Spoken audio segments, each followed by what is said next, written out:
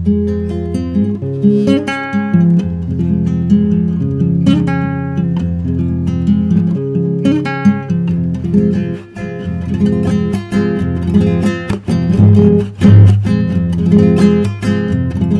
a todos que estão assistindo este web congresso.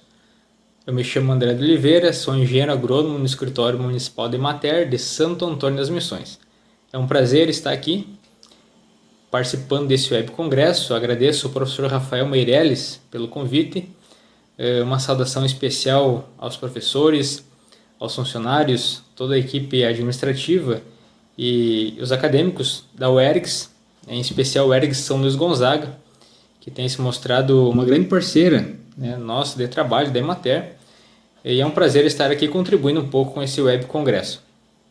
Bom, a pedido então do professor Rafael, vamos abordar um tema interessante, um tema que já tem bastante publicação a respeito, que é sobre a transição agroecológica, e nós temos nos últimos anos tentado trabalhar essa questão na prática aqui em Santo Antônio das Missões. Como extensionista rural, então vou abordar um pouco de qual é o nosso papel, né, como extensionista rural, qual é o papel da extensão rural, da Emater, o órgão oficial de extensão rural do Estado do Sul, como que ela pode contribuir para a transição agroecológica das famílias de agricultores familiares aqui de Santo Antônio das Missões. Nós temos observado alguns pontos assim que são inerentes, né, da cultura e do modo de fazer agricultura aqui da região das Missões, e como que nós, né, técnicos, podemos auxiliar os agricultores nesse processo de sair da produção convencional, né, e entrar aí em um sistema produtivo com a redução de insumos e iniciando um processo mais sustentável de produção agrícola. Bom, eu trabalho aqui na Emater em Santo Antônio das Missões desde início de 2015, né? Eu me formei em agronomia pela UFSM em 2012, depois 2013 e 2014 fiz mestrado em extensão rural. No curso de agronomia a gente trabalha um pouco essa questão da agroecologia, né? Mas não é o foco do curso. Ao menos quando eu fiz agronomia lá em Santa Maria não era. A gente vê, né, alguns elementos assim mais teóricos sobre agroecologia. E aí quando eu vim trabalhar em 2015 na Emater, né, diretamente a campo, lá na ponta com os agricultores, eu vi muito grande essa necessidade de trabalhar a agroecologia com os agricultores. Não foi algo que partiu de mim, mas sim dos próprios agricultores.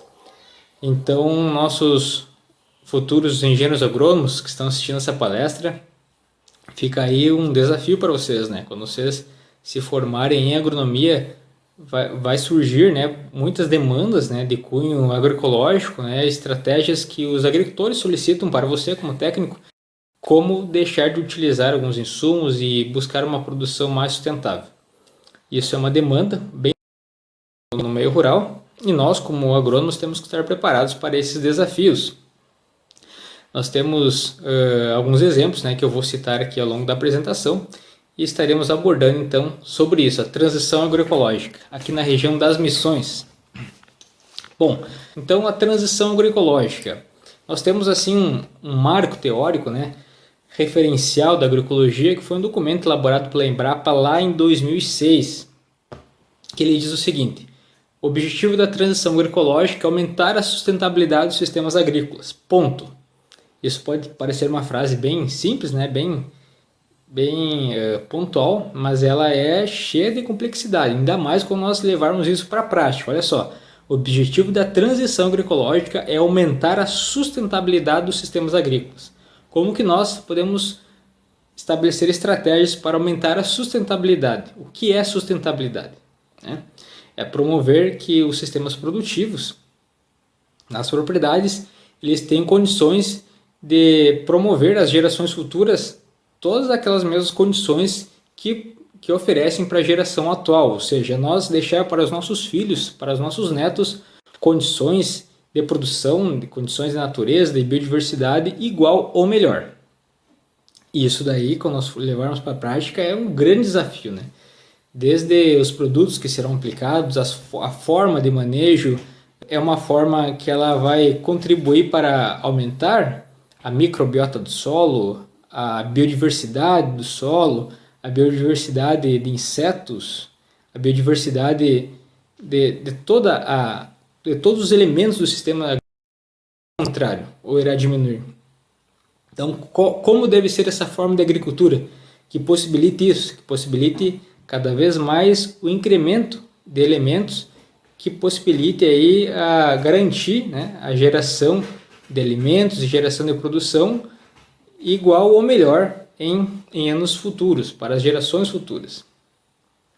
E é claro, né, que olha só, o processo ele representa mudança nas bases da produção. No momento que nós estabelecemos, nós queremos fazer uma forma de agricultura de forma agroecológica e sustentável, por conseguinte, deve haver uma mudança em toda a base do sistema produtivo, com a adoção de práticas, né, que visem a conservação dos recursos naturais e o bem-estar da população.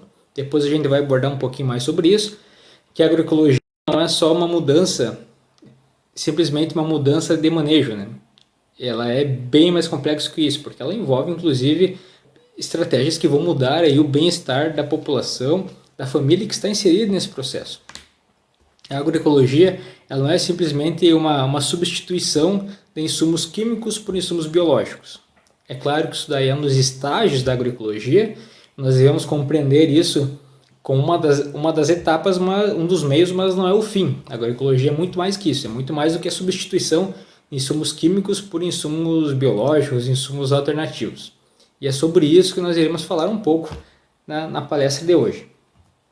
Algumas questões teóricas assim na nossa conversa, né, para a gente conseguir estabelecer balizar um pouco, nivelar um pouco esse conhecimento para depois entrar mesmo na forma prática, né? A nossa conversa vai ser bem prática, assim, trazendo alguns resultados e trabalhos bem interessantes que nós estamos realizando aqui em Santo Antônio das Missões. Claro que a maioria desses resultados e trabalhos eles foram realizados antes aí da pandemia, né? E todo esse trabalho que está sendo, que eu irei falar aqui, né, não é um trabalho só meu, é um trabalho de toda a equipe da Emater aqui de Santo Antônio das Missões.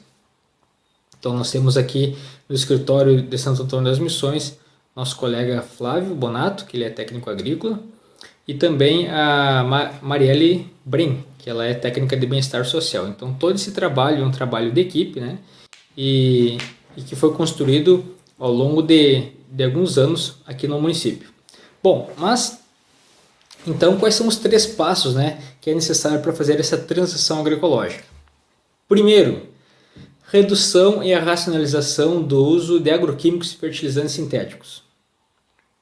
Aí eu pergunto para vocês que estão assistindo a palestra aí, então o MIP em uma lavoura de soja é um processo de transição agroecológica? Manejo integrado de pragas é um processo que está indo aí em direção à transição agroecológica? Manejo integrado de doenças seria um processo de transição agroecológica? Sim, com certeza. Inclusive eu tive um professor no curso de agronomia que ele falava exatamente isso, né? Por exemplo, a agricultura de precisão já é um processo de transição agroecológica. No momento que nós racionalizamos os insumos químicos e podemos orientar, né, a aplicação, seja de fertilizantes químicos ou até mesmo de outros insumos químicos, que nós consigamos reduzir a quantidade somente para aplicação do necessário que a planta, que os sistemas produtivos exigem, isso já é o início de um processo agroecológico. Manejo integrado de pragas. Plano de batida é um grande exemplo de transição agroecológica. No momento que nós consigamos, por meio do plano de batida, identificar o nível de população de insetos e só realizar a aplicação de inseticidas quando eles atingem um nível de dano econômico, isso daí é redução. Eu vou conseguir aí de 5, 6 aplicações de inseticidas ou vir aí para 2 aplicações. Aconteceu já em uma unidade de referência tecnológica aqui em Santo Antônio das Missões, que nós acompanhamos a lavoura de soja, né, com trabalho de MIP, né, com visitas semanais na propriedade, fazendo plano de batida, com identificação e contagem de insetos pragas na lavoura de soja, e foi conseguido, né, fazer a aplicação de inseticida na totalidade da área, enquanto que foi uma aplicação na totalidade da área, depois uma segunda aplicação ali no início do canivete, formação de vagens, onde foi feita uma aplicação de inseticidas para percevejos na bordadura só, né? Enquanto que os vizinhos aplicaram em torno de 5 aplicações até 6 aplicações de inseticidas, né? Então, por exemplo, essa estratégia do MIP é uma estratégia de transição agroecológica, né? Manejo integrado de pragas, que vai contrário, por exemplo, a estratégias como a calendarização de aplicação. Por vezes, né, é calendarizado a aplicação de inseticidas e nem sempre é necessário, né, todas aquelas aplicações. Então são estratégias de manejos que nós, como técnicos a campo, podemos, né, possibilitar aí a redução de aplicação de agrotóxicos. Aí imagina uma propriedade que de 5 aplicações de inseticidas passa para uma, se nós extrapolarmos isso daí é uma redução significativa, né, de agrotóxicos que deixarão de ser aplicados. Bom, mas então o estágio 2, substituição de insumos químicos por outros de origem biológica. É o que nós vamos abordar basicamente hoje, que é esse estágio 2, que nós estamos aqui em Santo Antônio das Missões. Muitos produtores vêm até nós buscando estratégias. Mas como que eu posso controlar determinada praga e não precisar ir lá comprar um inseticida? Né? Às vezes a gente vê agricultores chegando até nós e falando: olha, eu tenho aqui um pomar, né, só para o consumo e eu não queria colocar agrotóxico. Me dá aí uma receita natural, o que eu posso fazer para controlar essa praga? O que eu posso fazer para controlar essa cochonilha? Muitas vezes essas demandas vêm do próprio agricultor, né? Isso daí é o passo 2 da transição agroecológica, substituição dos insumos químicos, né? O estágio 3 também é o manejo da biodiversidade e redesenho em todos os sistemas produtivos. Nós estamos aqui no município com 8 unidades em propriedades de sistemas agro-silvio-pastoris, né, e sistemas agroflorestais, que já é o terceiro estágio da agroecologia. Nós já deixamos primeiro, nós reduzimos a aplicação de inseticidas e fertilizantes. Segundo, substituímos esses fertilizantes, esses insumos químicos por produtos biológicos, caudas protetoras, insumos alternativos, biofertilizantes, fermentados, homeopatia. E aí o terceiro estágio, nós fazemos todo um redesenho do sistema produtivo. Aí sim, aí é algo para que o sistema ele tenha um equilíbrio e aí não seja necessário nem mais essas caudas protetoras, nem mais as homeopatias, que não deixa de ser também uma aplicação de insumo, né? É claro que, do ponto de vista agroecológico, numa transição agroecológica, melhor do que a aplicação dos insumos químicos. Se nós pudermos ter o equilíbrio do sistema, alcançar o equilíbrio, o redesenho de toda a estrutura, melhor ainda. Que daí não será necessário nada disso. A própria natureza vai fazer, pela sua biodiversidade, o autocontrole, né? Então isso o controle biológico vai estar ali atuando, a questão de macrobiota do solo vai estar funcionando, promovendo ali a ciclagem de nutrientes e promovendo, né, a liberação desses nutrientes no solo. Então vai ter todo um sistema que vai garantir isso daí e vai fazer com que não seja necessário essa aplicação, nem mesmo dos insumos de origem biológica. Então são esses os 3 estágios e iremos abordar um pouquinho sobre eles aqui. Pessoal, gostaria de fazer um pedido. Se alguém tem alguma dúvida, alguém tem alguma pergunta, algum questionamento, alguma intervenção, nós estamos em um web congresso, né? Então não podemos estar aqui face a face, né, tendo essa conversa, mas por favor, deixem nos comentários suas perguntas, deixe aqui no chat digitado suas perguntas, que depois o professor Rafael irá passar para mim, e aí o que eu puder responder também estarei contribuindo para que nós possamos tirar as dúvidas de todos vocês que estão assistindo nós. Bom, então dando seguimento à nossa prosa, né, trago para vocês aí a foto do nosso grupo de produtores orgânicos Terra Viva.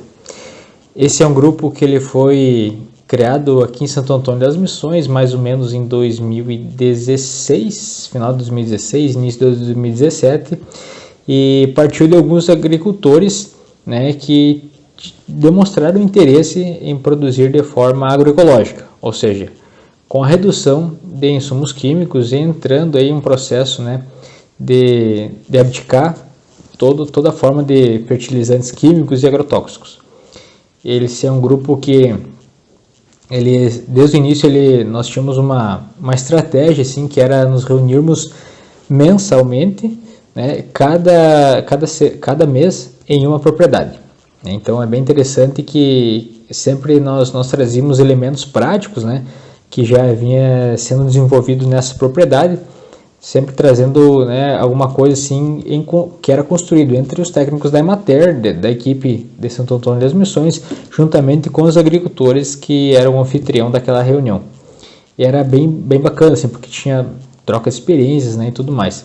Agora, depois começou a pandemia, né, em função da aglomeração, aí não foi feito mais nenhum tipo de reunião, também para preservar a saúde, né, desses agricultores, que uma boa parcela deles são idosos, né. Bom, mas o interessante, né, disso tudo é que como que começou esse grupo? Começou a partir de uma demanda dos próprios agricultores, né? Isso que a gente sempre conversa, né, com os alunos do curso de agronomia. Eu, quando estava cursando agronomia, assim, não dava muita bola para essas questões de agroecologia, né? A gente tinha um enfoque assim mais convencional. Porém, vindo trabalhar, né, na prática com os agricultores, deu para observar assim que era uma demanda que partia deles mesmos, né? Chegavam até nós e buscavam estratégias de formas para conseguir reduzir a aplicação de fertilizantes, reduzir a aplicação de agrotóxicos, para baratear sua produção e também, né, para poder oferecer um produto sem agrotóxico para sua família. Mas desde o início, né, o objetivo desse grupo foi soberania alimentar. Como a gente mostra nesse slide, né, uma foto de um dia de campo que nós realizamos lá na família Frolich, com o seu Nelson Frolich, Dona Isilda, seus filhos Sara e Manuel, lá no Rincão Passo Novo. Hoje o seu Frolich e a sua família não mora mais lá, mas na época nós fizemos um dia de campo, né, onde nós trouxemos agricultores e técnicos de toda a região para falar um pouco, né, sobre os temas e as experiências que nós tínhamos lá na propriedade do seu Nelson Frolich. Inclusive nós tivemos uma visita, né, inclusive de uma turma da agronomia, eu acho que primeira ou segunda turma de agronomia também, que esteve junto lá nesse dia de campo conosco, e foi bacana assim que ali a gente pôde mostrar na prática, né, várias coisas que nós já havíamos conversado em outros momentos por meio das palestras, né. Deu para falar um pouco sobre plantas companheiras, controle biológico, falando sobre homeopatia no controle de pragas e doenças de plantas. Também abordamos a questão de plantas recicladoras de nutrientes, também a questão de soberania alimentar, né? Que essa família do seu Frolich é um exemplo que nós sempre utilizamos, né? Inclusive a nossa colega da Emater, a Marielle, ela fez um levantamento sobre a produção, né, de subsistência dessa família Frolich. E ela identificou assim que mais de 90%, em torno de 92% de tudo que era gasto, né, mensalmente pela propriedade que era consumido, né, de todos os produtos vinha da produção própria. Ficava assim uma parcela muito pequena que era adquirida no mercado, que eram alguns alimentos assim de higiene, né, algumas questões de limpeza, mas assim questão de gêneros alimentícios era tudo produzido na propriedade. O grande desafio assim da extensão rural, e é algo que nós sempre batemos nessa tecla e lutamos para que conseguimos que as famílias do meio rural do nosso estado consigam ter soberania e segurança alimentar, que elas possam com isso oferecer, né, à sua família uma diversidade de alimentos produzido por elas mesmas, né, e com isso inclusive tenha consequências para a qualidade da sua alimentação, né, e também a redução de gastos, né, externos. Então isso daí tem gerado uma economia muito boa para a família Frolich lá, né? Isso daí também para os demais agricultores, né? Que a Emater presta assistência técnica no momento que com todo esse salto dos alimentos, né? Hoje a gente vê no mercado que maravilha, né? Poder produzir tudo isso na propriedade e a diversidade, né? Que tem nessas famílias. Isso foi bem bacana, talvez não dê para a gente ver aqui, mas tem uma infinidade ali de sementes crioulos, né? Esse daí é uma outra digamos assim, uma outra base, né, que nós sempre batemos nessa tecla, né, no desenvolvimento da agroecologia, que é por meio da preservação e troca, né, de sementes crioulas. Nós estamos ainda engatinhando, mas iniciando uma estratégia de banco de sementes, banco de troca de sementes, na matéria aqui de Santo Antônio das Missões, onde os agricultores trazem suas sementes crioulas, né, até a Emater, e aí pega alguma semente que outro agricultor trouxe, leva para sua propriedade, faz a propagação, multiplicação, depois traz sementes novas, bem interessante. Esse agricultor, o Sr. Nelson Froelich, tem mais de 30 variedades diferentes de milho crioulo, né? Então é um exemplo bem bacana. Também tem um grande exemplo, né, que nós temos aqui no estado, que eu tive a oportunidade de trabalhar com melhoramento participativo de sementes de milho crioulo quando eu estava na graduação, que é com um grupo de guardiões de sementes crioulas de milho lá de Ibarama, né, perto de Santa Maria. Fazem um trabalho fantástico lá, os colegas da Emater, juntamente com um grupo de agricultores guardiões de sementes. Também hoje, né, a Universidade Federal de Santa Maria já tem auxiliado, né, por meio lá do Banco de Germoplasma e Pesquisas, né, a professora Alia Heinger tem trabalhado também essa questão lá com os guardiões de sementes de Ibarama. É um trabalho, até fica aí a dica, quem quiser saber mais, entre em contato lá com os colegas da Emater de Ibarama, que tem um trabalho muito interessante. Ibarama, Agudo, né? Bom, mas então, voltando aqui, né, a nossa prosa, o interessante dessas reuniões aí é que elas possibilitavam, né, sempre troca de experiência entre os agricultores. O bacana é que nós aprendíamos fazendo junto, né? Nós trazia para os agricultores algumas estratégias, por vezes eles traziam algumas, nós vamos falar um pouquinho mais para frente ali, de algumas estratégias que passou por processo de transição agroecológica, né? Que foi desenvolvido pelos próprios agricultores, algumas caudas protetoras aí que deram resultados bacanas. Eles trazem essas receitas, a gente compartilha e aí o grupo todo começa a utilizar. Lembra, isso daí é a etapa 2, aquela que nós abordamos, né, sobre o processo de transição agroecológica. Mas nesse dia aqui, ó, por que o nosso amigo ali do EGR está com uma faca na mão? Não, nós não estávamos lidando com churrasco esse dia, é porque assim, ó, a calda bordaleza, uma estratégia campeira e prática, né, para a gente ver o pH da solução da calda bordaleza, é por meio de uma faca de ferro. No momento que nós colocamos a faca de ferro, né, na calda, se ela oxida ou não, a gente vai saber o quanto que está o pH. Se está muito alto, se está muito baixo, se nós temos que colocar mais cal, né, para deixar mais básico a solução, elevar esse pH ou vice-versa. Então vai ser um indicativo. Nesse dia aí também nós tivemos aí troca de distribuição de algumas sementes de plantas melhoradoras de solo, né, que vêm aí contribuir com esse processo de ciclagem de nutrientes.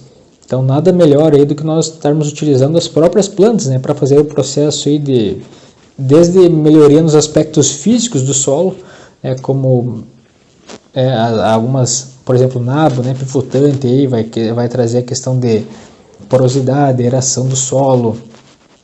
Também outras leguminosas, também outras plantas leguminosas, né, que vão ser capazes aí pelo processo aí de assimilação de nitrogênio da atmosfera, fazer com que esse nitrogênio fique no solo, né?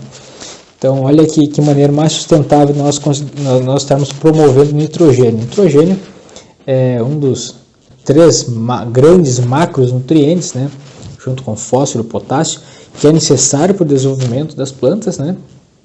E esse ar que nós estamos respirando, ele é 70% formado de nitrogênio. E aí nós estamos utilizando aí um fertilizante como a ureia, que além de ser, né, um preço elevado, ele envolve processos, né, inclusive petróleo, né, para conseguir extrair esse nitrogênio do ar e colocar lá de uma forma sintética em forma da ureia, sendo que a natureza nos oferece aí, né, a ciclagem de nutrientes por meio do rosóbio, né, que faz aí essa inoculação e essa absorção do nitrogênio do ar atmosférico e deixa nas camadas do solo. Então nós estamos utilizando a sabedoria, né, de forma sábia, a natureza ao nosso favor e com isso reduzindo a aplicação de insumos químicos. Mas vamos seguir a nossa prosa aqui, né? Seguindo lembra aquela etapa 2 lá, né, da substituição? A transição agroecológica não é só isso, ela não está baseada somente na substituição de insumos químicos por insumos alternativos, mas é um dos tripés, né? É necessário que nós possibilite para os agricultores que ainda não chegaram ao estágio de um redesenho, de um equilíbrio dos seus sistemas produtivos, que nós consigamos possibilitar para ele condições para que ele consiga controlar as suas pragas, possibilitar aporte nutricional, né, por meio de estratégias alternativas sem utilizar os adubos químicos e os inseticidas. Bom, esse dia que nós fizemos uma estratégia que é a tal da seleção de micro-organismos eficientes, né? Inclusive nesse dia de campo nós tínhamos uma estação que nós fizemos, né, a prática, né, dessa seleção de micro-organismos foi bem bacana, porque assim, é uma estratégia simples, barata, que todo agricultor pode fazer na sua propriedade. Essa daí é uma estratégia que ela começou a se desenvolver lá no Japão, né? Sabemos que o Japão é um conglomerado de ilhas, tem pouca terra e é necessário, né, que os agricultores consigam extrair o máximo do potencial produtivo das suas áreas, porque é necessário produzir bastante em pequenas áreas. E o que acontece? Com os cultivos sucessivos, né, os nutrientes eles são exportados pelo grão, né, e vai ocorrendo o empobrecimento do solo. E é claro que para isso nós precisamos fazer a adubação de manutenção.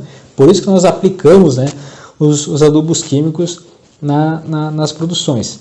Mas e aí? Como que eu vou conseguir promover esses nutrientes, né, sem utilizar adubos químicos? Biofertilizantes é uma estratégia, essa dos micro-organismos eficientes é outra.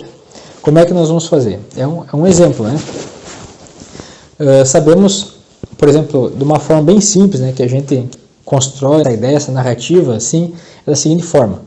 Nós temos o solo de mato, né, que se nós for tirar uma análise de solo, nós vamos ter aí, estourando aí facilmente mais de 4% de matéria orgânica do solo, nós vamos ter lá uma infinidade de nutrientes, né, e uma biologia de solo, uma microbiologia fantástica. E são essa biologia e microbiologia do solo que tem lá no mato que vai ser responsável pela transformação do material orgânico em matéria orgânica do solo. São esses micro-organismos que vão transformar a palhada que nós temos em nutrientes e vão deixar esses nutrientes no solo. Só que o que acontece? Com os cultivos sucessivos, processo de aragem de solo, processo de retirada de nutrientes, processo de produção convencional, vai degradando carbono, esses micro-organismos aí eles vão se perdendo e o solo vai empobrecendo, né? Vai reduzindo a matéria orgânica do solo e por conseguinte toda a macrobiota dessa área. O que ocorre? Aí que nós entramos, né, com uma estratégia de pegar esses micro-organismos novamente, esses micro-organismos formadores de matéria orgânica do solo, tirar eles do mato e trazer eles de uma forma sustentável e racional para a nossa horta, para o pomar, né? Antigamente, o que alguns agricultores faziam? Por favor, não façam isso. Iam lá e pegavam terra do mato. Pegava a terra do mato e colocava na horta. Para quê? Exatamente para isso, para que houvesse essa melhoria da qualidade do solo da terra do mato, né? Trazendo lá a matéria orgânica do solo, os nutrientes e os micro-organismos. Mas se nós podemos trazer somente os micro-organismos, é melhor, porque daí nós não vamos fazer aí todo esse dano ambiental, né? De pegar aquela terra do mato e trazer para a horta. E é isso que nós fizemos por meio da seleção de micro-organismos eficientes. Como que é? Prático, simples, barato. O agricultor pega uma taquara, um bambu que tem mais ou menos uns 10 centímetros de diâmetro, né?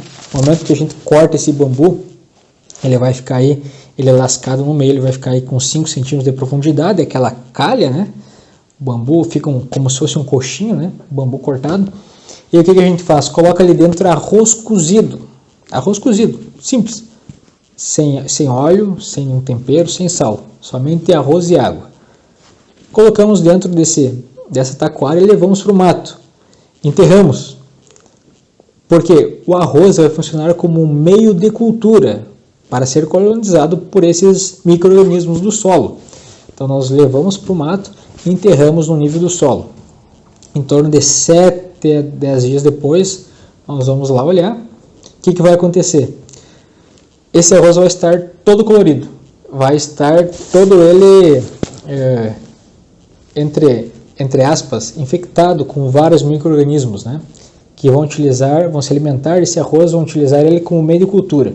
E aí nós vamos fazer a seleção desses micro-organismos, porque vão ter micro-organismos, entre aspas, do bem, que vão ser aqueles que vão ser os decompositores de material orgânico e vão transformar em matéria orgânica do solo, consequentemente melhorando a porosidade do solo, melhorando a infiltração de água, fazendo ciclagem de nutrientes, deixando os nutrientes no solo, e é claro que vão ter aqueles micro-organismos que irão promover, né, vão trazer doença para as plantas, né, e vão trazer também são aqueles micro-organismos decompositores, né. Bom, então nós selecionamos pela cor ali, selecionamos os laranjas, os amarelos, os rosas. Cada um são diferentes cepas principais de micro-organismos. Ali tem várias coisas, tem tricoderma, tem penicillium, um monte de coisa, alguns bons, alguns ruins, né? Depois o que a gente faz? Coloca esses arroz selecionados pelas cores dentro de garrafas PET e aí completamos com água sem cloro e açúcar de cana ou melado. O que vai acontecer? O açúcar de cana melado vai ser o alimento para esses micro-organismos que vão se reproduzir, de reprodução de micro-organismos de forma anaeróbica. E aí, todo dia lá, né, abrir, tirar esse gás em torno aí de uns, que seria o carbono, né, vai ser o resultado aí dessa alimentação dos micro-organismos que vão se alimentar desse açúcar. Depois aí de uns 30 dias vai estabilizar e nós vamos ter ali um concentrado de micro-organismos. E aí é só levar para a horta, né, colocar aí numa solução com água a 5% e fazer a inoculação nos solos da horta e trazer de volta esses micro-organismos para que venham a promover aí o restabelecimento da biologia e macrobiota do solo. É super interessante, né? Inclusive também levando em conta, né, por exemplo, a teoria da trofobiose francesa, aquele Franz Chabossot, nós vimos inclusive que levando esses micro-organismos para a horta, não só nós conseguimos ter aspectos nutricionais, né, de melhoria assim, né, na horta, como também as plantas ficaram mais sadias, elas tiveram aí uma capacidade muito boa de resistência às doenças, né? Nós fizemos um trabalho inclusive nessa propriedade que o agricultor estava tendo problema de uma podridão nas folhosas, lá nos alfaces, né? Que é a saia negra, uma doença que dá na alface. E aí, depois que realizou a aplicação de micro-organismos eficientes, não houve mais, né, o desenvolvimento aí dessa doença. É claro, né, possivelmente devia ter ali algum fungo entomopatogênico, talvez tricoderma, que deve ter feito esse controle. Então é bacana, né, a gente conseguir aí fazer essas experiências e ver os resultados que isso traz. Algo simples, fácil, prático, que o agricultor pode estar utilizando, incorporando na sua propriedade. E depois não precisa ficar levando esse arroz toda vez lá para o mato para pegar esses nutrientes. É que nem como se fosse um kefir, ou um iogurte, uma coalhada. Depois que eu tenho a muda, né, a matriz desses micro-organismos, é só eu ir reproduzindo com água sem cloro, né, e o açúcar ao melado. Então também é uma dica bem interessante. Aí a foto, né, nós trazendo aí o arroz do mato. E aí depois ali tem ali arroz colorido, né? A gente faz a seleção pela cor. Aí dá para ver o detalhe, né, nessa foto. Nós selecionando, né, esse arroz, os micro-organismos que foram colonizados no arroz, colocamos aí na garrafa PET, né? Tá ali a família Freud nos auxiliando. E aí, depois de 30 dias, está pronto esses micro-organismos, né? Que é a seleção dos micro-organismos eficientes. Inclusive, hoje se encontra na internet PDF explicando passo a passo isso de forma bem fácil. E se alguém quiser, pode entrar em contato comigo aí, que será um prazer poder contribuir. Bom, também outro biofertilizante que nós fizemos, lembrando sempre aquilo, né? os 3 passos da transição agroecológica. Primeira transição, redução dos insumos químicos. Segundo passo, pegar e deixar de utilizar insumos químicos e passar a utilizar biofertilizantes, insumos alternativos, que é isso que nós estamos falando, trazendo essas estratégias de biofertilizantes. E por fim, né, todo o redesenho da estrutura, né, por meio de estratégias como agrofloresta, sistemas agro-silvopastoris, que também estamos implantando aqui no município. Essa outra estratégia bacana também vem lá dos japoneses, que é o biofertilizante, que passa pelo processo de fermentação, né, que é o bokashi. O bokashi ele é uma mistura de esterco, casca de arroz, cinza e mais algumas coisas aí, que passa pelo processo de fermentação. É feito um monte, colocado água, é feito esse processo de remontagem desse monte, e dentro de uns 20 dias, 20, 30 dias é chegado na estabilização, né? A fermentação é aquele esquema, aumenta a temperatura, é colocado água até o nível, até o ponto de punho, né? Que a água não escorra entre os dedos, mas apenas pingue. Depois vai começar um processo de fermentação, depois vai baixar a temperatura, vai ocorrer a morte dos micro-organismos que não são interessantes para nós, e por fim vai ficar lá aquele biofertilizante, assim como um esterco curtido. Vai ficar sem cheiro algum, né? E vai ficar ali rico em nutrientes. É como se fosse um fertilizante químico, mas é um adubo orgânico, entre aspas, uma forma de adubo orgânico, né? Barata de se fazer, pode ser feito na propriedade e é levado a campo, né? Isso daí vai promover, vai disponibilizar para as plantas os nutrientes que elas precisam para crescer, para se desenvolver, os nutrientes que elas irão exportar por meio dos frutos, dos grãos, e também vai promover aí todos os aspectos biológicos, né, do solo, melhorar a questão de macro e microbiologia do solo, né, e os aspectos físicos que vão garantir a qualidade do solo, questão de infiltração de água no solo, porosidade, né, esses aspectos aí que para a produção orgânica são inerentes. Nós pensarmos sempre na questão do solo, né. Tá aí a foto do bokashi. Bom, também outras caudas, né, que nós realizamos e preparamos junto com os agricultores, cauda sulfocálcica, né, nossa queridinha aí, né, nossa grande companheira para aplicar nas frutíferas, principalmente nas rosáceas, né? É necessário aí no período de hibernação, antes da brotação, fazer a aplicação de cauda sulfocálcica para fazer a limpeza, né? A cauda sulfocálcica é aquela que tem aquele cheiro forte, né, em função do enxofre, que nós aplicamos nas videiras, aplicamos nas ameixas, né? É fundamental para que haja a limpeza de cochonilha e outros insetos e até alguns fungos, né, que ficam aí nesse período de hibernação. Por exemplo, no pêssego, um fungo do grupo dos ascomicetos, que é a podridão parda, né? Quem já viu aí um pé de pêssego no inverno, fica aqueles pêssego seco pendurado, né? Aquilo ali é um fungo bem resistente, que é do grupo dos ascomicetos, que se não tirar dali, não queimar, ele vai fazer com que esse fungo venha o ano que vem. E aí, né, nós realizamos aí a aplicação de cauda sulfocálcica, isso daí é tudo limpado, garante, né, a sanidade desses palmares. Também, caldo bordaleza, como nós já falamos, né, é aplicado aí depois da brotação, na primavera. Biofertilizantes, um deles é o super magro, uma receita bem interessante. Alguns extratos vegetais, né, como uma cauda, eu acho que tem aqui no próximo slide vamos falar um pouco sobre essa cauda, que é a cauda espanta-tudo. Urina de vaca também, alguns resultados que nós temos aí como objetivo de repelir alguns insetos, né, vaquinha, Diabroctix speciosa. Bom, falando sobre caudas repelentes, né, esse daí é uma cauda que nós nomeamos cauda espanta-tudo.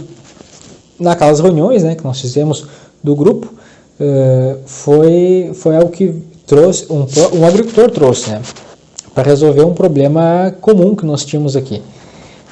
É muito comum aqui no município, né, toda propriedade tem batata doce. E sempre dava um problema bem comum aqui, a questão da larva arame. Popularmente o pessoal diz que é batata caruncha, que é a larva arame, que a larva arame vai ser a larva da Diabrotica speciosa, que é a vaquinha, né? Que é a fase dela no solo, que ela se desenvolve e aí se alimenta da batata, né? Fura e ocasiona bastante dano. E uma estratégia simples, né? Claro que aliado a outras estratégias, né? Fazer a rotação de áreas, né? Fazer a troca constante de variedades de batata, né?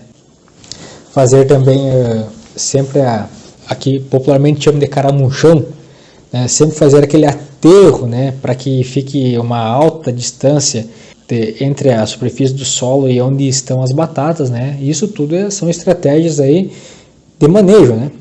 E junto a isso uma cauda repelente. Essa cauda repelente aí é bem fácil, né? O agricultor trouxe essa dica para nós, depois nós vimos que deu certo, multiplicamos entre os demais agricultores, todos os resultados bem positivos, que é uma cauda bem simples. Coloca em um balde de 20 litros, 5 pés de urtiga, 5 galhos de angico, né? 5 galhos de cinamomo e 1 galho de arruda. Simples. Deixa fermentar ali por aproximadamente 15 dias, coa e está feito. Aí depois aplica na proporção de 10%, né, nas batatas.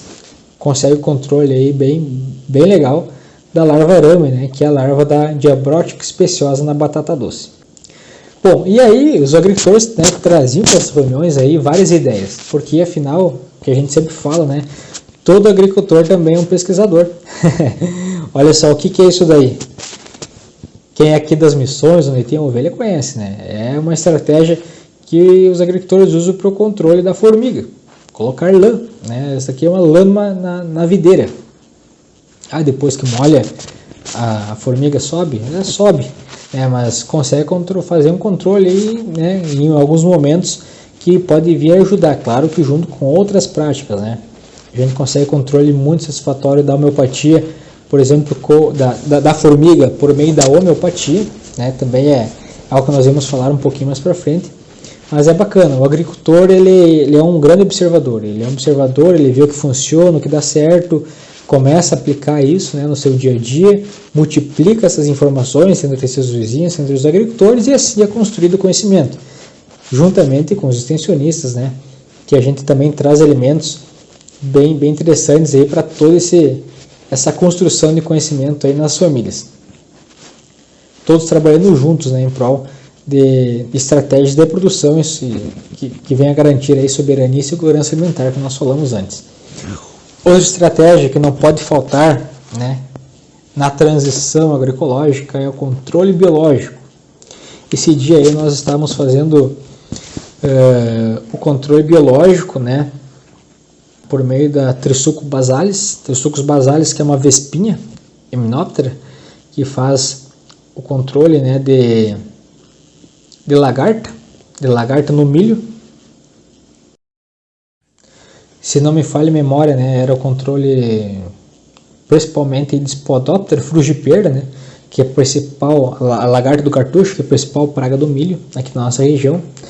E aí o agricultor o seu Ambilino, ele passou a safra sem realizar a aplicação de nenhum inseticida.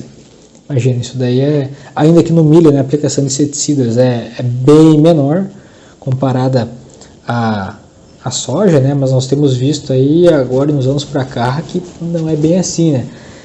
Ainda no milho se faz necessária algumas aplicações de inseticida.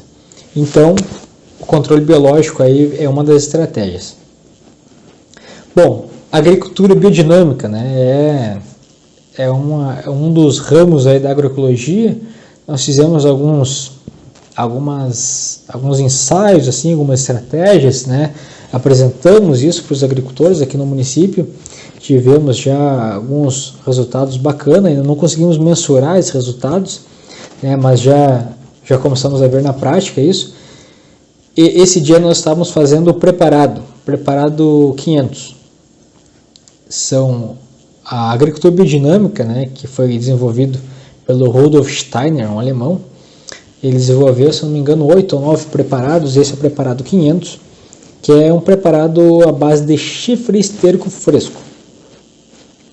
O que é? É colocado enterrado em uma época do ano alguns chifres com esterco, e aí depois de 6 meses esses chifres são desenterrados, e aí, segundo a teoria da agricultura biodinâmica do Rudolf Steiner, esse preparado aí vai ter a capacidade de enraizador, né? E é claro que ele é aplicado em doses homeopáticas, é colocado para cada, depois ficar altamente concentrado, né? Para cada 20 litros de água nós colocamos 1 colher de chá aproximadamente desse esterco que vai estar curtido aí dentro desses chifres, e aí por um processo de mistura aí com essa água é diluído, né, e aplicado numa área bem grande, assim, né? Então é quase algo assim numa proporção bem íntima, bem pequena, né, quase homeopática, porque não vai trabalhar no nível de substância molecular, né? A agricultura biodinâmica do Rudolf Steiner tem outros preceitos, né? Então foi bem interessante que nós fizemos essa experiência lá no município, né, aqui em Santo Antônio das Missões.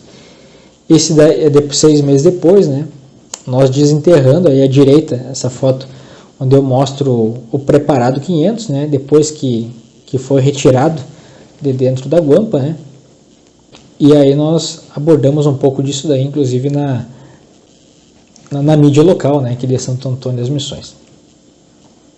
Bom, e é claro que quando nós falamos de agroecologia, de transição agroecológica, nós não podemos esquecer delas. Elas são nossas amigas, sempre são nossas aliadas, que são as abelhas, em especial as abelhas sem ferrão, que são nossas, são brasileiras. Nós temos aí 23 espécies. O professor Rafael é especialista na área, me corrija se eu estiver errado, 23, 24 espécies, né, professor, que nós temos aí de abelhas nativas sem ferrão aqui no estado do Rio Grande do Sul. No Brasil são muito mais, são várias espécies. Nós temos aí desde a Uruçu, né, lá no Nordeste, como nós temos as nossas queridinhas aqui da Mata Atlântica, que são as abelha jataí, abelha mirim, quem não conhece, né? Santo Antônio nós temos tubuna, já foi encontrado guaraipo, né? Em algumas regiões dos Campos Aparados da Serra foi encontrado mandaçaia, né? Ainda já era mais comum, mas as abelhas sem ferrão são espécies sensíveis, né? E com o avanço aí dos sistemas de agricultura convencional, por vezes, em determinados momentos, elas acabam tendo população reduzida em alguns momentos. E então, nós não podemos deixar de quando falar em agroecologia, de não falar das abelhas sem ferrão.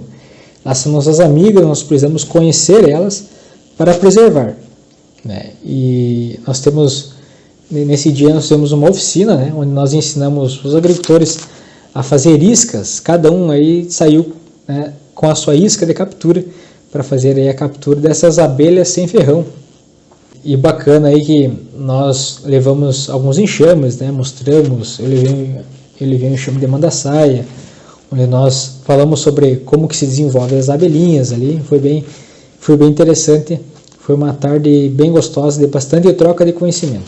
E aí, esses produtores, né, do grupo de agroecologia, Terra Viva, eles começaram a aumentar a sua produção, começaram a produzir para autoconsumo, e chegou num ponto aí que houve excesso da produção. Mas e aí, o que vamos fazer quando a produção ela está além do que eu e minha família iremos produzir? Bom, aí a gente faz os pila, né? Vender isso mostrando que é um produto diferenciado, que é um produto orgânico. Em Santo Antônio tem feira, né, dos agricultores, dos produtores na praça, sempre segunda, quarta e sexta, né? Mas o objetivo desse grupo, né, nosso grupo, era fazer uma feira separada, uma feira mostrando que os produtos são diferenciados, são produtos orgânicos, em processo de certificação, né? Digamos assim, são produtos agroecológicos, porque ainda não são produtos certificados, né? Mas denota-se que já estava em um processo de avanço, né, da transição agroecológica. Esse dia aí nós fizemos essa feira, né? Inclusive foi, se eu não me engano, foi o dia do aniversário de 60 anos da Emater em Santo Antônio das Missões.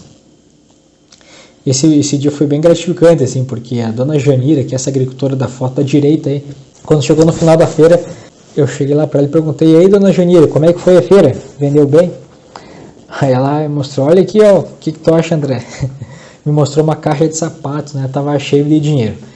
E isso daí é muito gratificante para nós, né, como técnicos, para a nossa equipe da Emater aqui de Santo Antônio, como também para os agricultores, porque a gente vê o resultado de todo o trabalho, né, e o pessoal de Santo Antônio, os consumidores vindo até a feira, comprando.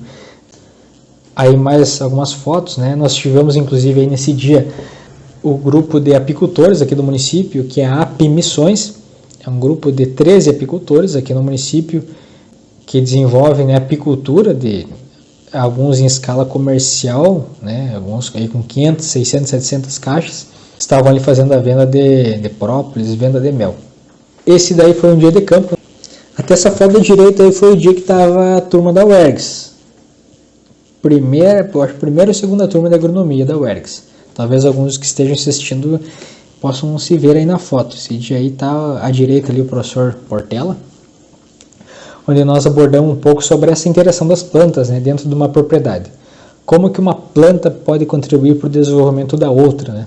Aí nós tínhamos vários exemplos.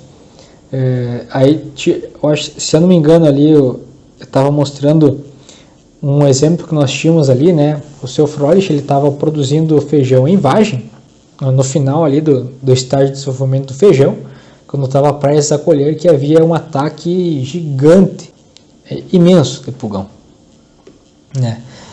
E aí, bom, o que nós vamos fazer para controlar o pulgão? Tem várias estratégias, né, agroecológicas. Podemos utilizar óleo de ninho, podemos utilizar estrada de cavalinha, podemos utilizar homeopatia com nosódio, com Staphysagra, né? É um preparado homeopático da erva pioleira, controla legal o pulgão. Várias estratégias, mas ali nós fizemos simplesmente o plantio. Na verdade, nós não fizemos o plantio, nós deixamos, né, se desenvolver uma erva daninha, que é a Maria Pretinha, não sei se vocês conhecem, que ela é o xodó dos pulgões. O que o pulgão faz? Ele vai para a Maria Pretinha, né? Ele não fica na vagem. Então, esse daí é o exemplo de nós mostrar para quem estava lá no dia de campo a importância, né, inclusive das plantas daninhas. É claro que de forma controlada, né, que não haja competição entre as nossas espécies que nós queremos fazer tirar o alimento, mas que é possível, né, em determinados momentos, algumas plantas daninhas contribuir para o equilíbrio biológico, né, de todo o sistema. Nesse caso aí, depois a gente já entrou, né, na questão das plantas companheiras, né, das plantas repelentes. Nós tínhamos um pouco ali de tagetes plantado junto na horta, que repelia alguns outros insetos. Então dá para fazer um monte de coisa, dá para nós jogar, né, com as espécies, fazer um quebra-cabeça e promover esse equilíbrio, né? Então, ver a natureza como uma aliada nossa na produção de alimentos e não nossa inimiga, né? No momento que surge uma praga, né, nós ir lá, né, aplicar um produto, né, e fazer o controle imediatamente, fazer isso é fácil, isso é bem fácil. Agora, nós conseguir, né, ter um raciocínio diferente, né, no momento que nós identificamos um aumento da população de um determinado inseto, que ele acaba se tornando um inseto com nível de dano econômico, torna-se um inseto praga, e nós conseguimos desenvolver o raciocínio assim: bom, por que esse inseto está se desenvolvendo dessa forma aqui na horta? O que está acontecendo no manejo das pragas que eu estou fazendo, o que eu estou fazendo no manejo do solo, das plantas, para que essa praga se desenvolva? Será que eu posso, né, melhorar a questão de fertilização do solo, pensando na teoria da eutrofobiose? Será que eu posso utilizar alguma planta repelente, entrar com uma homeopatia para harmonizar o sistema e que a planta consiga promover seu próprio equilíbrio? Ou já entra com uma cauda repelente? Então são várias estratégias, né? Mas a ideia é nós pensar de uma forma diferente, né? Como técnicos, queremos atuar e tentar compreender, né, que todo aumento de população de um inseto, a ponto de ele se tornar praga, é porque está havendo algum desequilíbrio.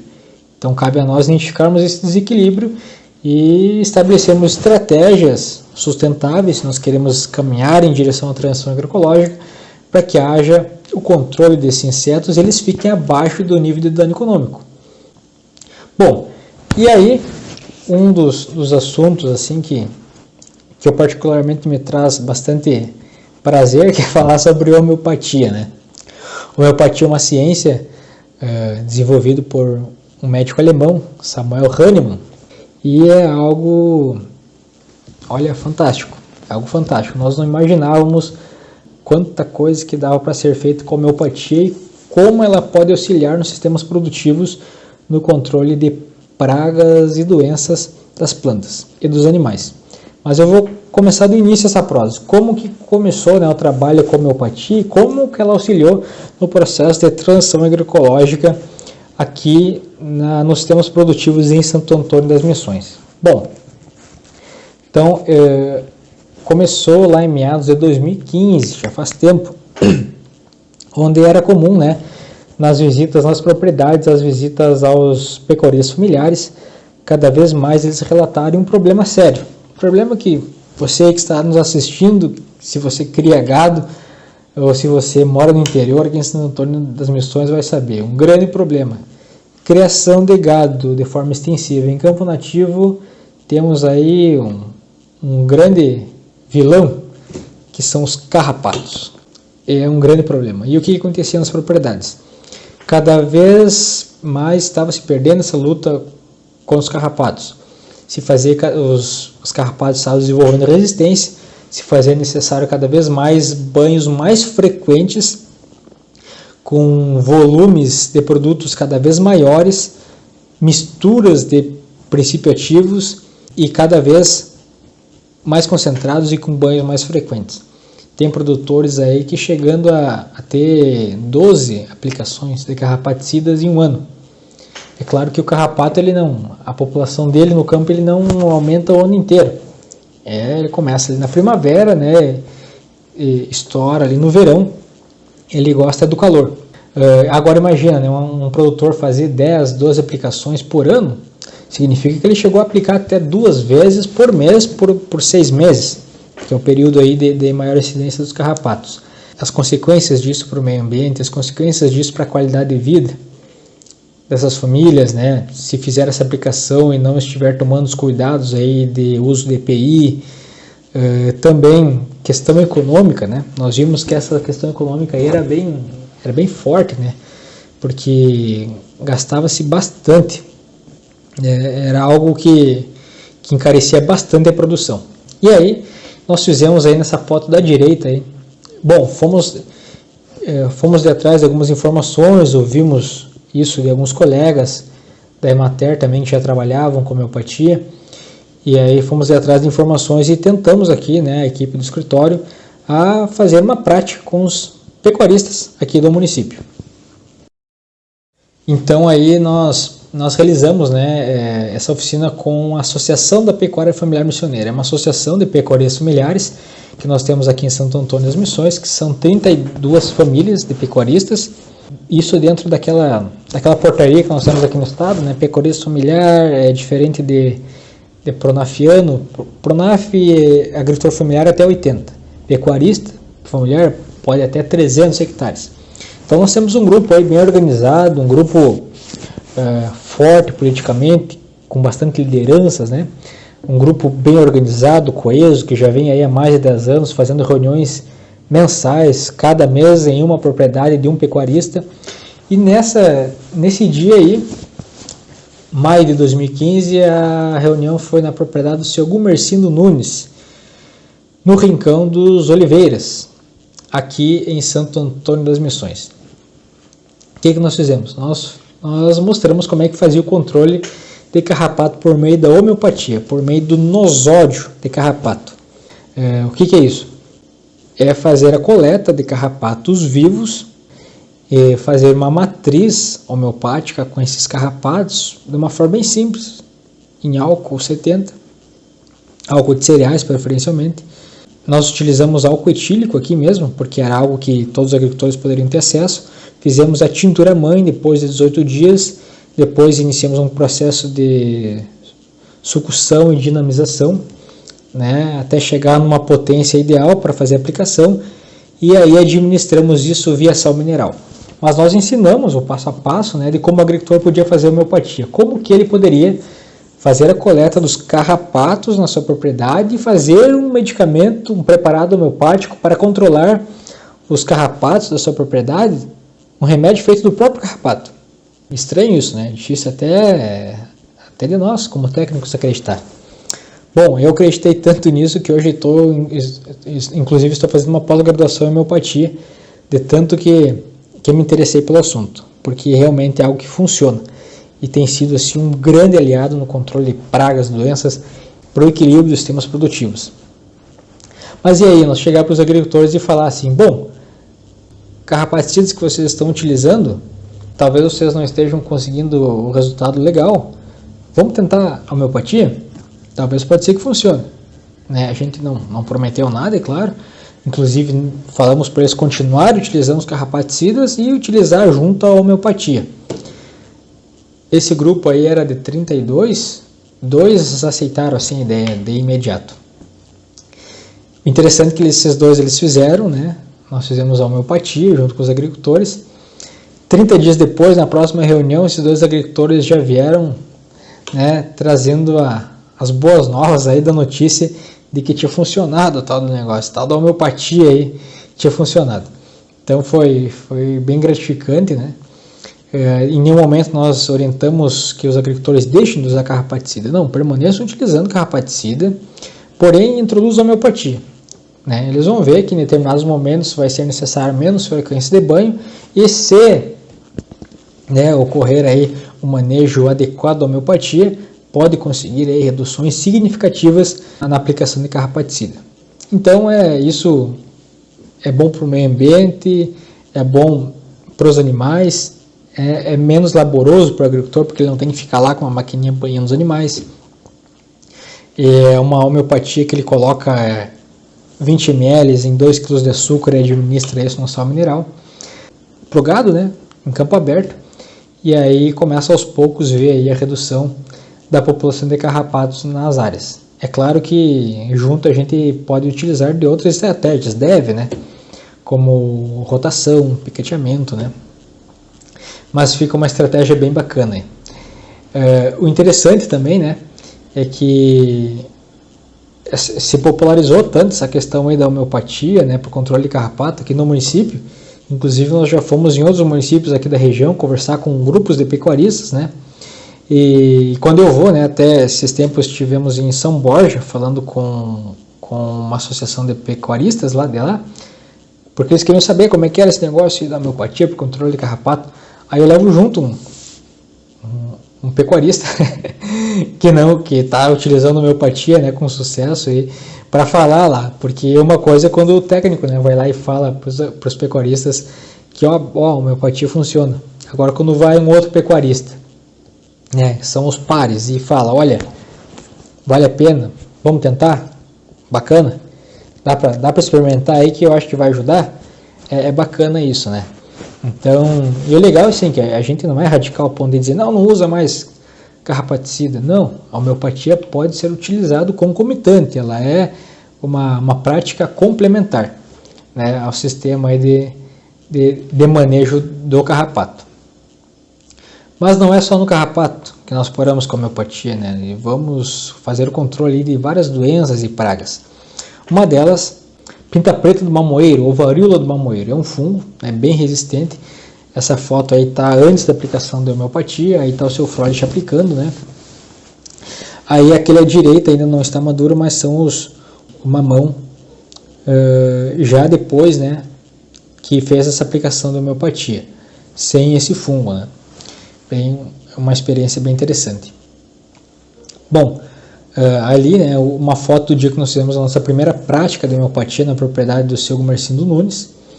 Depois também nós fizemos estratégias aí de controle de papilomatose, né, controle de verrugas, também controle de mastite em vacas de leite aqui no município. Para controle de verrugas nós utilizamos a verruga, né, como nosóide, também a aplicação de um outro medicamento que é a tuia ostentalis, né, com resultados aí bem satisfatórios.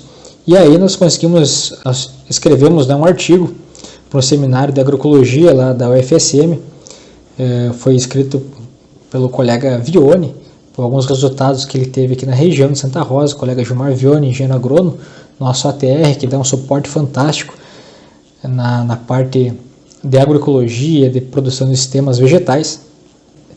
Ele também trabalha bastante com essa questão da homeopatia. E aí esse trabalho aí que foi publicado, né, nós abordamos sobre alguns resultados positivos, legais que nós tivemos aqui no município. Controle de diabrótica especiosa em couve, pimentão, pinta preta do mamoeiro, formiga cortadeira, broca da figueira, pulgão em couve, broca do pepino, abóbora, aquela broca das curcubitáceas, né? Lagarta dos citros, lagarta em couve, carrapato em gado de leite e corte, verruga em bovinos, mastite em gado leiteiro, ó, funciona legal. E também redução do avanço do cancro cítrico em pomares de laranja. Então, só para finalizar, né, o que é a homeopatia? Ela entra naquele passo 2, né, naquela substituição dos insumos biológicos por insumos alternativos. A homeopatia ela trabalha como uma forma de reequilíbrio dos sistemas. Isso tanto nos animais quanto nos vegetais, por meio da informação que há na homeopatia, ela fornece elementos para que o próprio animal ou a própria planta crie mecanismos para combater o parasita, seja o carrapato ou seja a doença. Então é a própria planta, o próprio animal usando a sua força vital para fazer o reequilíbrio, né, e controle desses insetos. Se nós formos ver a grosso modo, assim, né, mais ou menos bate com aquela teoria da trofobiose. Quem aí está nos assistindo, se não conhece a teoria da trofobiose, é algo bem interessante, é inerente, né, para a compreensão da agroecologia. Se nós falarmos aí sobre a questão da teoria da trofobiose, né, é inerente, é imprescindível nós abordarmos esse assunto.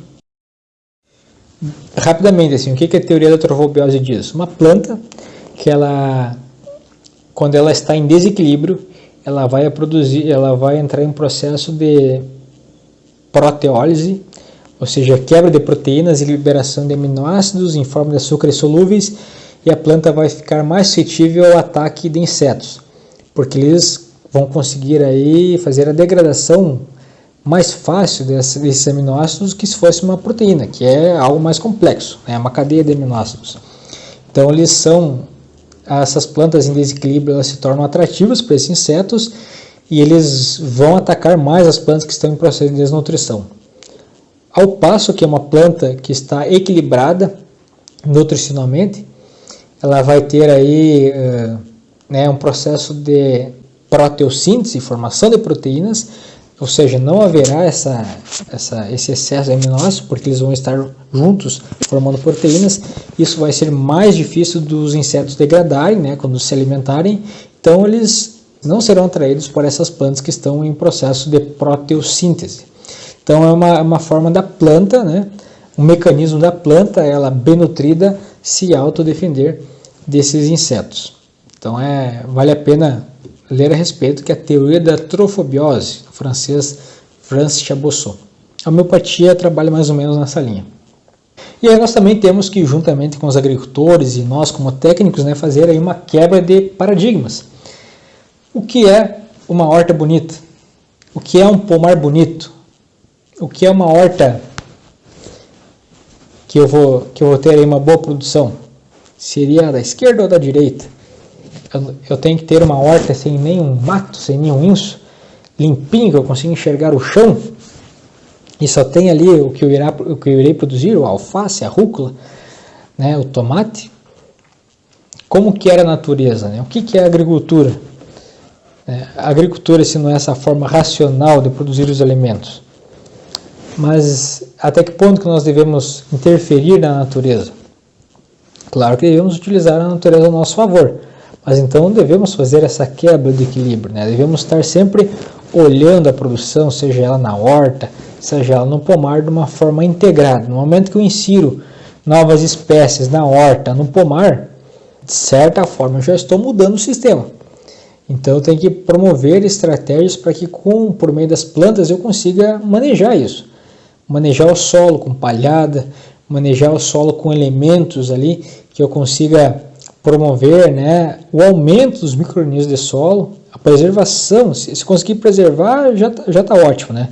Manter ali os colêmbulos, as minhocas, os micro-organismos decompositores que irão promover matéria orgânica. E como que eu vou conseguir essa macro-microbiota do solo com o solo da direita ali, né, que está recebendo o sol, tá um processo ali de solarização, um processo de um revolvimento do solo, né? Isso daí ocorre a quebra de carbono, que ocorre a liberação de carbono para a atmosfera, contribuindo inclusive para o efeito estufa em determinada medida, né?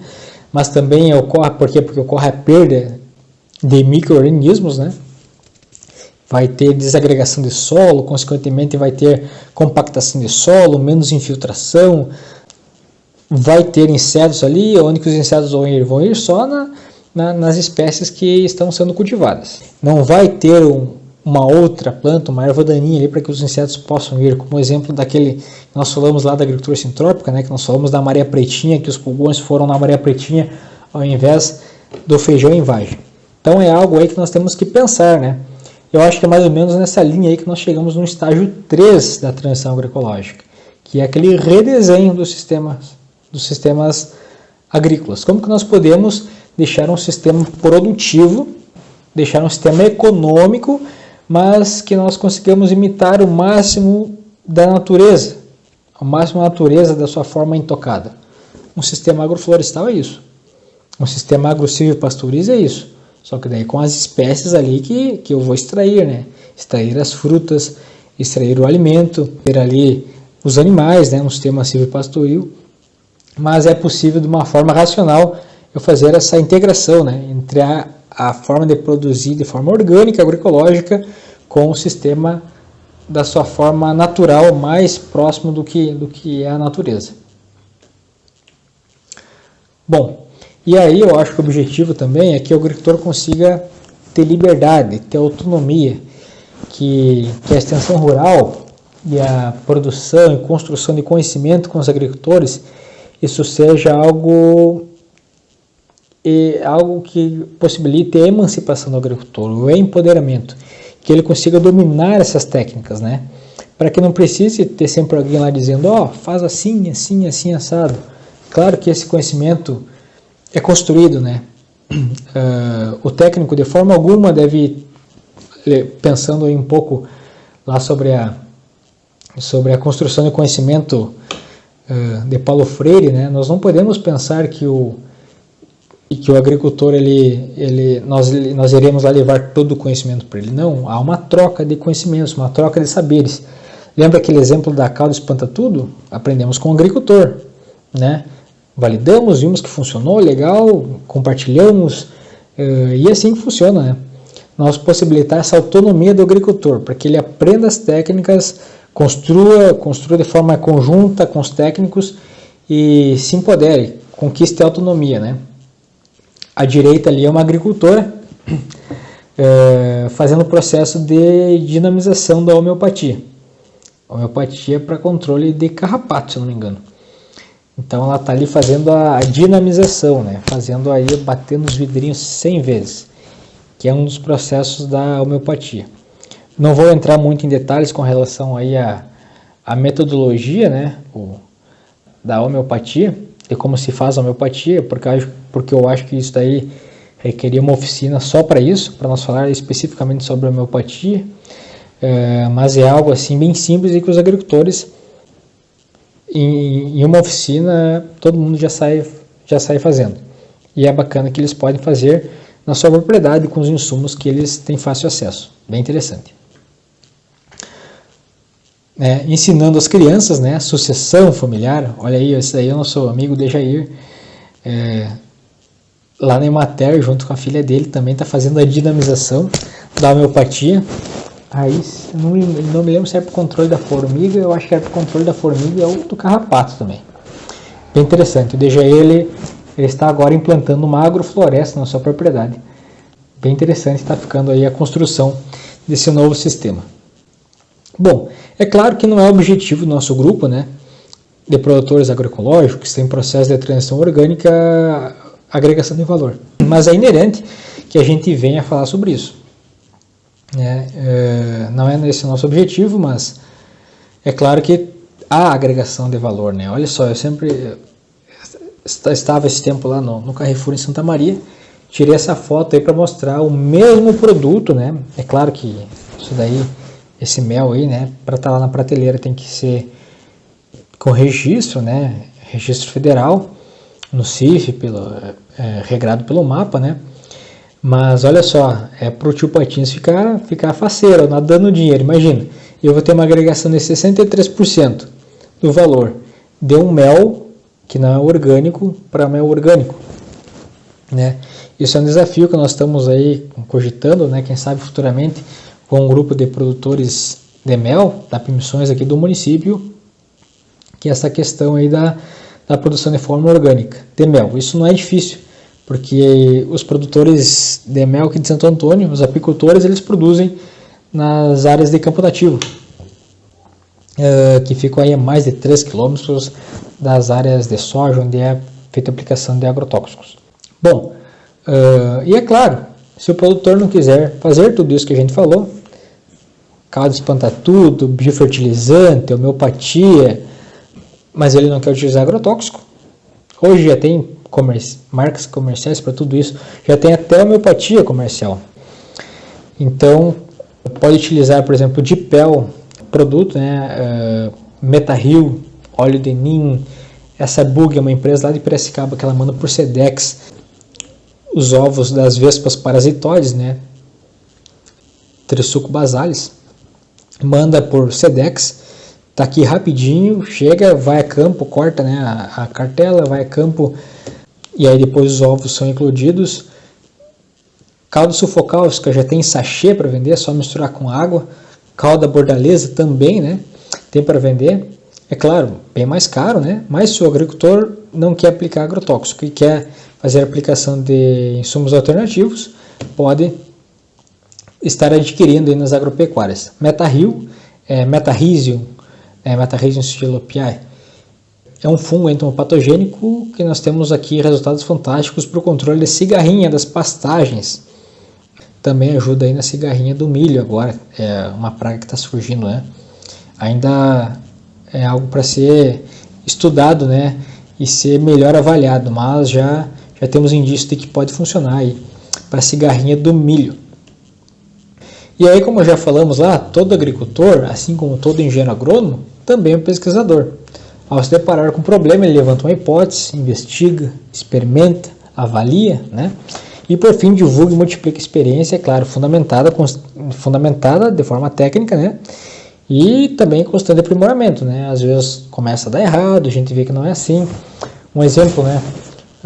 Homeopatia para carrapato, no início funcionou assim, ó, uma beleza. Depois a gente viu que começou a não ter um controle tanto efetivo. Mas aí, o que era? A administração estava sendo da mesma forma, os animais estavam consumindo homeopatia, mexendo na dinamização, na potência dessa homeopatia, né? Não necessariamente aumentar a potência, mas alternar a potência, nos trouxe resultados significativos. Então é algo que a gente viu na prática, né? E eu acho que é isso. Quando surgem os desafios, a gente identificar o que está dando errado, como que a gente pode melhorar e sempre aprimorando, né, essas técnicas. Nada é algo engessado que não é mudado. O seu Froelich, né, fazendo a seleção de micro-organismos eficientes, à direita o seu Gumercindo viu que funcionou para carrapato homeopatia, aí desenvolveu um dispositivo para coletar mosca dos chifres, porque ele perguntou, mas eu estou com um problema lá de mosca dos chifres, como é que eu controlo? Posso controlar com homeopatia? Se funciona para carrapato, não funciona para mosca dos chifres? Olha, seu sino funciona, mas o difícil é pegar a mosca dos chifres viva, porque precisa dela viva para fazer homeopatia. Não, mas para pegar ela viva eu desenvolvo aqui, eu me viro. Aí ele conversou com o senhor lá que coletava o mosquito da dengue e desenvolveu um dispositivo que ele conseguia capturar a mosca dos chifres viva E aí a gente foi lá, conseguiu, né, que ele capturou, a gente já pegou, já colocou dentro de um vidro, já fizemos a tintura mãe, e aí já fizemos a homeopatia de mosca dos chifres, né, com a mosca viva. Então é bacana isso, né, ver o agricultor mesmo desenvolvendo as suas técnicas. Bom, nesse próximo slide aí é uma integração que nós fizemos, né, depois de uma reunião. Essa reunião não foi feita nas propriedades, foi feita na Casa Familiar Rural. Depois fizemos ali um almoço, inclusive o prefeito está junto lá com nós. O prefeito em exercício na época, o senhor Puranci, estava junto nessa reunião. Bem bacana isso, né? Troca de informações entre os agricultores, cada um traz um pouquinho ali, a gente faz um almoço junto, é bem gostoso. Troca de saberes entre outros grupos de produtores orgânicos. Nesse dia nós temos um dia de campo aqui no município e trouxemos outros produtores orgânicos de outros municípios para conferir as nossas experiências, né? E é claro, sempre quando a gente fala em agroecologia, a gente não pode falar em imediatismo.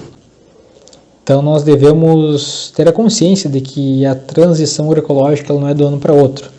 Esses produtores que estão em processo de certificação orgânica, ele não é assim, eu quero ser orgânico e tá aqui meu certificado, agora eu sou orgânico, posso botar o selo nos produtos. Não, passa por um processo de transição agroecológica, que hoje a legislação prevê 12 meses, no mínimo 12 meses, né, recebendo visitas, né, de fiscalização.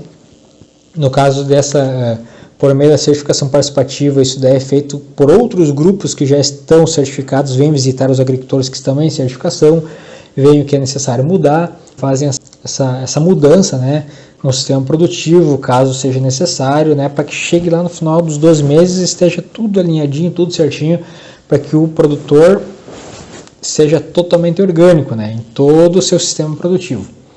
Agora imagine, 1 centímetro cúbico de solo demora de 280 a 570 anos, isso varia conforme a classificação do solo, aonde está localizado esse solo, se é clima tropical, se não é.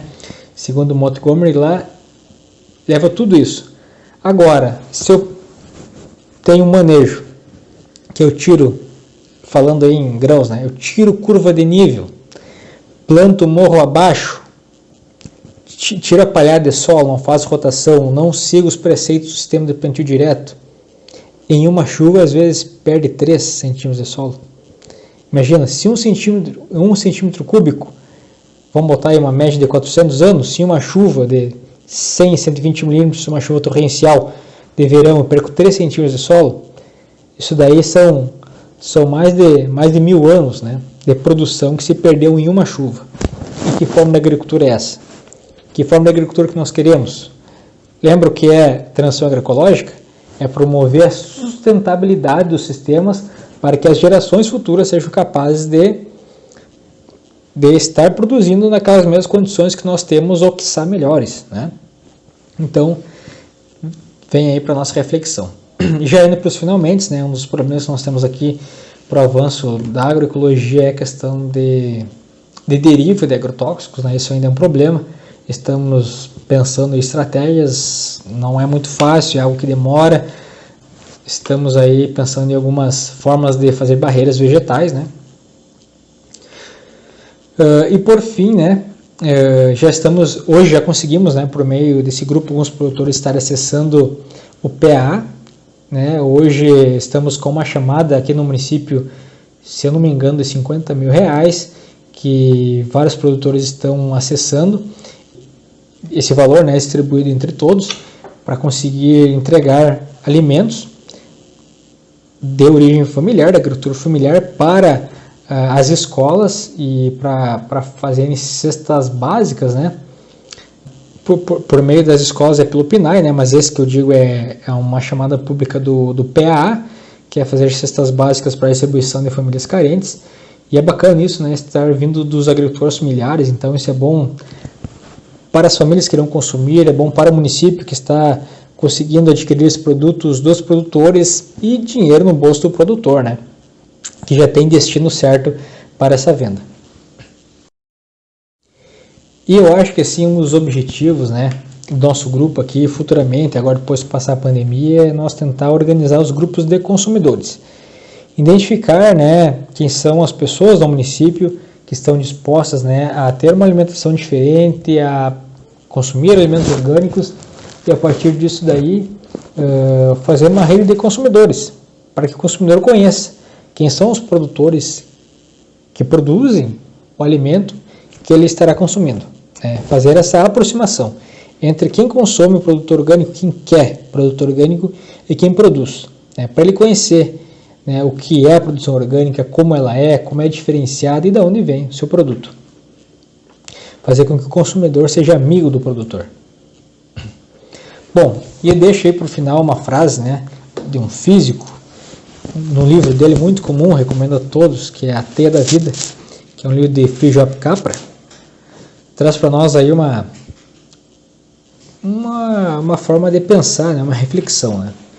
Que assim, ó, que nós como engenheiros agrônomos, quem está nos assistindo, né, os alunos do curso de agronomia, nós devemos compreender a agronomia de uma forma holística, ou seja, de uma forma na sua totalidade e não numa forma focada. Isso por vezes a gente aprende, né, ao longo do curso, isso a forma como está estruturada a educação, né, na academia, ela é compartimentalizada. Nós temos lá a disciplina de fitopatologia, temos a disciplina de entomologia, como se fossem gavetinhas, né? Temos a disciplina de extensão rural, temos a disciplina de bromatologia, temos lá a disciplina de tecnologia de processamento de alimentos de origem vegetal, temos lá a disciplina de olericultura, temos a disciplina de fisiologia vegetal, temos a disciplina de bioquímica. São coisas bem diferentes, né? Tudo em gavetinha. E aí? Aí 5 anos depois se forma o engenheiro agrônomo, e aí tem um grande desafio pela frente, que é pegar todas essas gavetinhas, todo esse conhecimento compartimentalizado, juntar todo esse conhecimento e ir a campo. Né? E aí? Como é que eu faço essa junção da bioquímica com a fisiologia, com a fitopatologia, com a entomologia? Caramba, cara. Difícil, né? Mas é um desafio. Eu acho que isso é uma das coisas que deixa a agronomia uma profissão fantástica. É desafiador, né? A gente conseguir interpretar a natureza, interpretar as relações que ocorrem, né, no desenvolvimento de uma praga, de uma doença, porque vocês vão ver, vocês como agrônomos, vocês vão ser chamados nas propriedades para resolver problemas, né? Bom, tem uma praga aqui atacando, tem uma doença atacando. Então, olha, deem valor para todas as disciplinas, é claro, mas disciplinas de bioquímica, para conseguir entender como é que se desenvolve, né, os mecanismos de translocação de nutrientes dentro da planta, disciplinas como fisiologia vegetal, fitopatologia, entomologia. Olha, isso daí a gente ocupa no dia a dia da nossa profissão. E tentar conectar tudo isso, todo esse conhecimento que nós aprendemos com as relações que ocorrem na natureza, que também é uma infinidade. A natureza, a agricultura, ela não é tão simples, tão simplória, ao ponto de que a gente acha que é possível resolver as coisas com uma receita de bolo, que é possível identificar uma doença e eu aplico um fungicida, né? Vejo uma praga e aplico um inseticida. Tem uma erva daninha, eu aplico um herbicida. Básico, simples, mas é bem mais complexo que isso, né? Por vezes vai ter uma praga, eu vou fazer a aplicação de um inseticida, vai controlar aquela praga momentaneamente, mas depois ela vai voltar porque eu não resolvi o descontrole populacional dela. Por vezes vai ocasionar algum problema hormonal na planta, algum problema de fitoxicidade na planta, e aí isso daí vai gerar um outro problema, vai dificultar a absorção de algum nutriente, sabe? Então isso está tudo interligado, a questão da nutrição da planta com a questão da fisiologia, com a questão da fitopatologia, da entomologia, e cabe a nós conseguir fazer essa leitura. E então fica aí essa frase, né, do Frijop Capra: ser ecologicamente alfabetizado ou ecoalfabetizado significa entender os princípios de organização das comunidades ecológicas, os ecossistemas, a natureza, a agricultura, o uso humano, né, dos sistemas naturais, e usar esses princípios para criar comunidades humanas sustentáveis. Lembra lá o princípio da agroecologia? Sustentáveis, promover para que as gerações futuras consigam ter essas mesmas condições para produzir seu alimento, né? Igual ou melhores, né? Ou seja, não reduzir a matéria orgânica do solo, não reduzir os insetos polinizadores, né? Não reduzir os níveis de nutrientes do solo, promover isso para os nossos filhos, para os nossos netos, as gerações futuras. Então não é lutando contra a natureza que nós vamos conseguir progredir, mas sim entendendo ela, compreendendo e usando ela como nossa aliada, né? E por fim, né, olha só, para recuperar nossa plena humanidade, temos que recuperar nossa experiência de conexidade com toda a teia da vida. Tudo está interligado, seja nós como a natureza. Nós estamos aqui no planeta, estamos todos aqui, nós, os animais, as plantas, devemos aprender a viver em harmonia e utilizar, né, os benefícios que a natureza tem a nos oferecer para promover a produção nos sistemas agrícolas. Então, fico à disposição aí de quem está nos assistindo, né? Encerro aqui agora a nossa palestra. Creio que aqueles que tiveram dúvidas escreveram, né, nos comentários aqui. Quem tem dúvida pode escrever aqui nos comentários que depois o professor Rafael irá me encaminhar. Terei prazer em responder a todas as dúvidas. E assim, precisando de alguma informação, eu vou deixar aqui o meu e-mail, né, que é proado@gmail.com, e fico à disposição aí de eventuais dúvidas e no que a gente puder ajudar e contribuir aí com o avanço, né, da agroecologia e dos sistemas de transição agroecológica aqui na região das Missões. É claro que nós estamos recém no começo, estamos engatinhando, mas é um processo, como tudo. Como a transição agroecológica é um processo, nosso processo aqui de trabalho com os agricultores também é algo gradativo que a gente está aprendendo a cada dia. Agradeço ao ERGS, agradeço ao curso de agronomia, professor Rafael, Marcelo, que nos ajudou aí, me ajudou a fazer a montagem dessa gravação com a palestra. Agradeço a todos, né, e em nome do Escritório Municipal da Emater, agradecemos pela oportunidade e ficamos à disposição de todos. Um grande abraço e até a próxima.